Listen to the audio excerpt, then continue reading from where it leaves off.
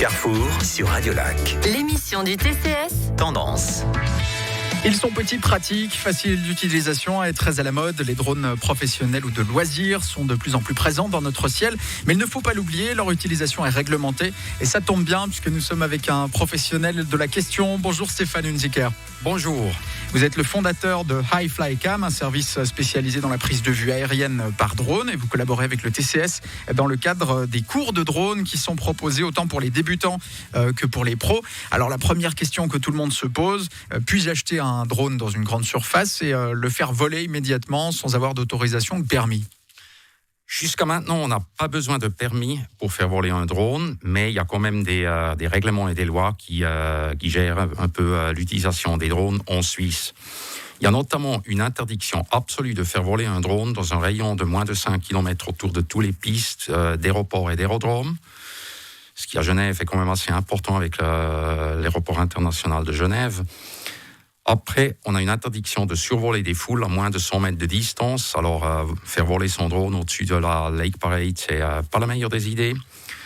Il y a une interdiction de voler sans contact visuel direct avec le drone. Ces gens qui percent le stratus pour aller voir si au Salève il y a du soleil, c'est absolument interdit aussi. Et puis, il y a une interdiction de faire voler un drone dans des réserves naturelles. Et à Genève, ça considère toute la rade. Ça, c'est une réserve pour les oiseaux migrateurs et les oiseaux aquatiques, ainsi que le Rhône et la London. Et il est obligatoire d'avoir une RC ménage qui couvre les drones. Donc, si vous achetez un drone qui pèse plus de 500 grammes pour le moment et dans le futur plus de 250 grammes, il faut annoncer ça à son assurance RC. Normalement, c'est inclus dans le contrat de base, mais il y a quand même certaines assurances qui vous demandent un petit supplément.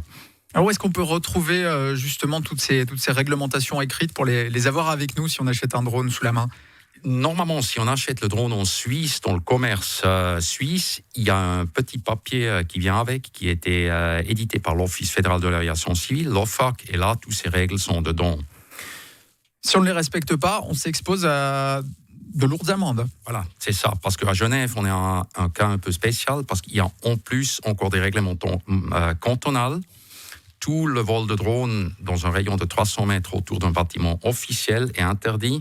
Et puis toute la rive droite, on est, à cause de l'aéroport, limité à 150 mètres sol maximum. La police cantonale genevoise dispose d'appareils pour surveiller l'espace aérien concernant les drones. Et puis on peut vous dépister et vous faites pincer. Les amendes sont assez salées. Alors si on veut justement bien apprendre à utiliser ces machines, leur fonctionnement, eh bien on peut dorénavant suivre des cours de drone. C'est organisé avec vous et le TCS, en partenariat également avec la Ligue suisse de drone, je crois. Il s'adresse aux débutants, aux avancés, aux professionnels. C'est juste, on a plusieurs niveaux de cours. On a un cours d'introduction qui s'adresse aux gens qui ne possèdent même pas encore un drone. Donc ils peuvent venir sans rien, juste parce qu'ils s'intéressent au drone. On leur explique un peu les règles de base et après on va faire un petit vol avec un drone du TCS. Donc tout le monde peut essayer une fois, goûter une fois, on peut dire, au drone et voir si ça lui plaît. Et ensuite, il reçoit aussi un peu des conseils pour l'achat de son premier drone. Radio Lac, le son pop rock.